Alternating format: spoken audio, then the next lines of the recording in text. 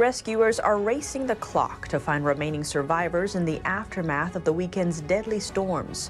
More than 100 people are unaccounted for in Kentucky. The Supreme Court declines to block New York's vaccine mandate. This comes as the state's new vaccine mandates extend to children as young as 5 years old. And the Federal Reserve is meeting this week to discuss interest rates and inflation, as new data shows grocery and restaurant prices are the highest they've been in decades. Tune in to Deep Dive as we explore these topics and more. Hello and welcome. This is Deep Dive and I'm Tiffany Meier. The Supreme Court declines to block New York's vaccine mandate.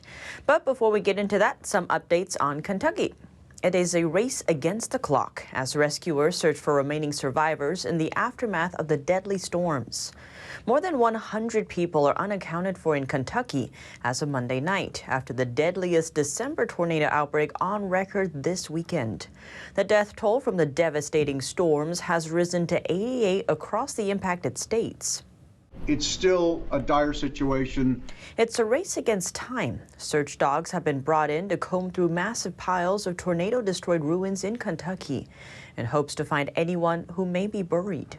We're going to keep hoping and keep working until we can make sure that everyone has been found and identified and every family has some peace. Hundreds of miles of death and devastation spawned by at least 5 confirmed tornadoes are being investigated by the National Weather Service.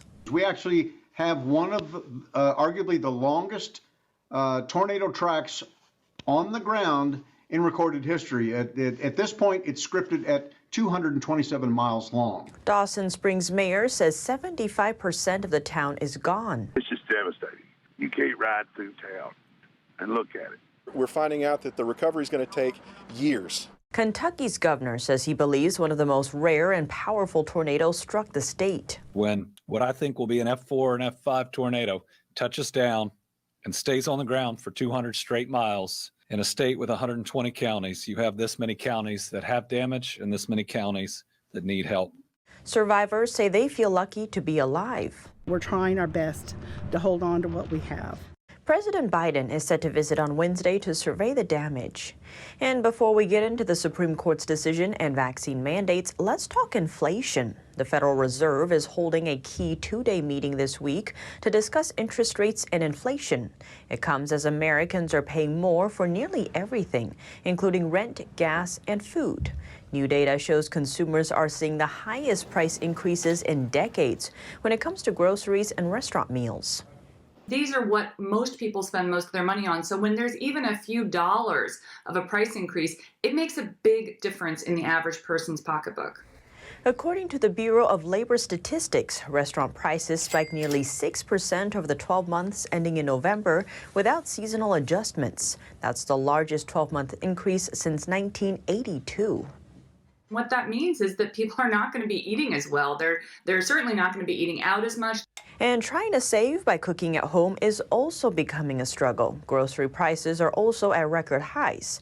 They jumped more than 6%. That's the largest 12-month increase since 2008. Beef had the most dramatic price spike at nearly 21%. You're seeing prices in grocery stores go up. Most people spend the majority of their money on rent, food, and fuel. And so when those things go up, it really hurts. The hikes in food are part of a bigger trend, consumer price inflation, which includes gas prices, rose by 6.8% in the 12-month period ending in November, hitting its highest level in 39 years.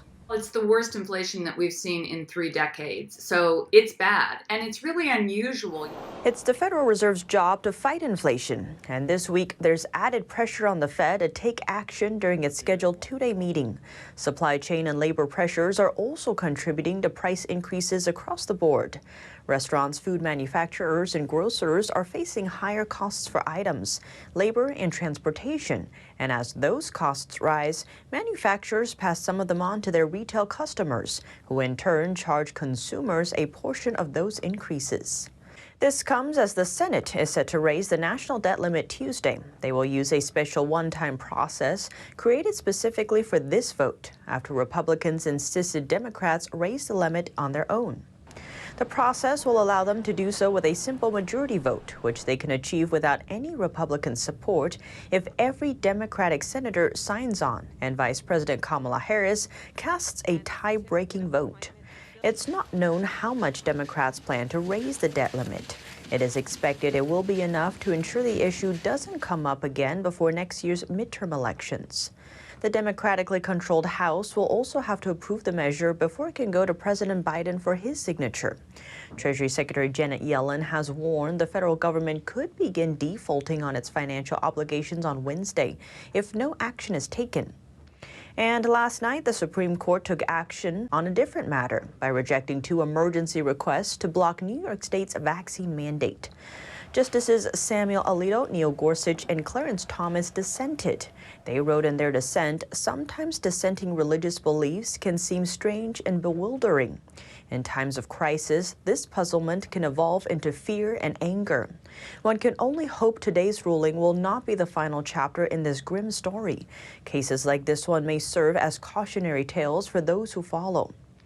Justice Gorsuch said the mandate seemed based on nothing more than fear and anger at those who harbor unpopular religious beliefs.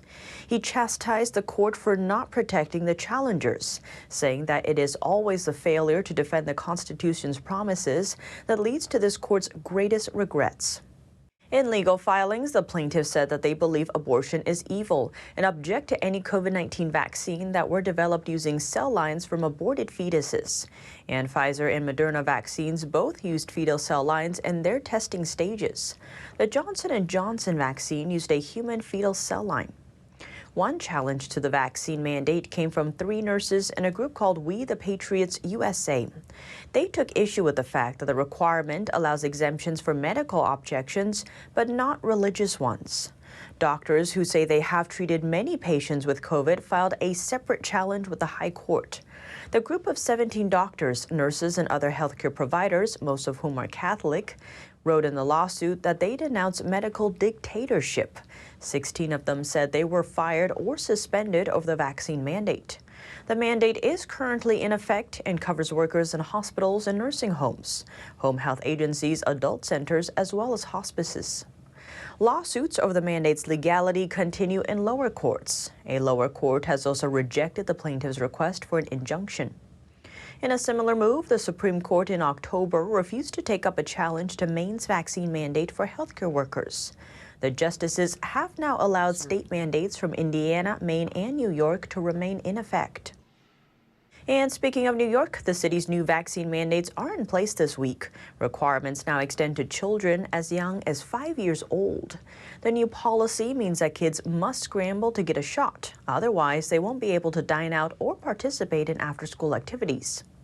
While these children are taking a class in Manhattan, they are also digesting the city's new vaccine mandate, as many adults are. Most are on board with the plan. I don't think people should have a choice because you have to get it or else you'll get COVID and you won't be able to go anywhere. Others are wary of having their hand forced. America is free. People should have a choice to get a shot or not. Mayor Bill de Blasio is requiring children ages 5 to 11 to get at least 1 shot by Tuesday. And those 12 and older must be fully vaccinated by December 27th, a deadline for workers in all trades as well. The city's website shows that only about 19% of kids ages 5 to 12 are fully vaccinated. The rates are much higher for adults. De Blasio's successor, Eric Adams, signaled that when he takes office in January, he will evaluate the mandate, among other pandemic strategies. And across New York State, another mask mandate is in place. Starting Monday, shops and other indoor spaces will require either vaccination or a mask for entry. This as an effort to ward off the highly transmissible Omicron variant, though some have a different view. Omicron, if that's what it is, should give us immunity against the virus better than the next vax. We can't keep boosting. It's not healthy. The rule will stay in effect until at least January 15th. Violators can face civil and criminal penalties, including fines of up to $1,000. And speaking of violators of a different kind, former Governor Andrew Cuomo is feeling the heat. The state's ethics board is ordering Cuomo to turn over around $5.1 million. He has 30 days to comply. That's because the board found Cuomo ran afoul of state ethics laws. Cuomo was given permission to write the book on the grounds that no state time, resources, personnel, property, or other resources would be used in the process. Cuomo's lawyers claim all the work was on their own time and that no state resources were used. Complications could arise as Cuomo already donated $500,000 of the book's proceeds to charity and placed another $1 million in a trust for his daughters. Cuomo's other scandals involve sexual harassment allegations as well as accusations of mishandling the state's response to the pandemic, namely that his administration concealed thousands of COVID-19 deaths among nursing home patients. That's in stark contrast to last year, when Cuomo was praised for how he handled the pandemic. His daily press briefings won him an International Emmy Award. And before we end, the Big Apple is making news for a different reason. A light display that puts Clark Griswold's home to shame and landed a family in LaGrangeville, New York, a spot in the Guinness World Records. 686,811 lights make up this magical display.